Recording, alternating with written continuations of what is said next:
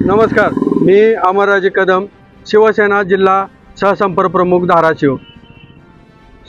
तुळजापूर मतदारसंघातून राणा जगजितसिंह पाटील यांनी भरघोस मताने विजय संपादन केला आणि या ठिकाणी तुळजापूर वासियांना आता विकास पाहायला मिळेल, जेणेकरून की तुळजापूर मतदारसंघाला या ठिकाणी पालकमंत्र्याचं पद मिळावं अशी महायुतीच्या वतीनं मी शिवसेनेच्या वतीनं शिंदे साहेबांना मागणी करेन आणि तुळजापूरचा विकास जेणेकरून जी वाराणसी असेल, अयोध्या असेल, ज्याप्रमाणे हे तीर्थक्षेत्र मोठ्या प्रमाणात सुधारणा झाली त्याचप्रमाणे तुळजापूरचा सुद्धा तीर्थक्षेत्राचा विकास व्हावा ही जनतेची मागणी आहे।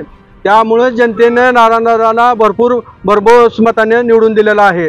तुळजापूरमध्ये आता येणाऱ्या काळामध्ये रेल्वे येईल आणि तुळजापूर तीर्थक्षेत्राचा विकास होईल, जेणेकरून भक्तांना सुद्धा जास्तीत जास्त सेवा सुविधा मिळण्याची आशा या ठिकाणी निर्माण झालेली आहे। आता उद्याच तुळजापूर विकासाबाबत एक मंदिर संस्थान बैठक ठेवलेली आहे, त्यामध्ये तुळजापूर मंदिराचा विस्तार होणार आहे आणि यासाठी या कामासाठी भरीव निधी केंद्राकडून आणि राज्याकडून सुद्धा मिळणार आहे।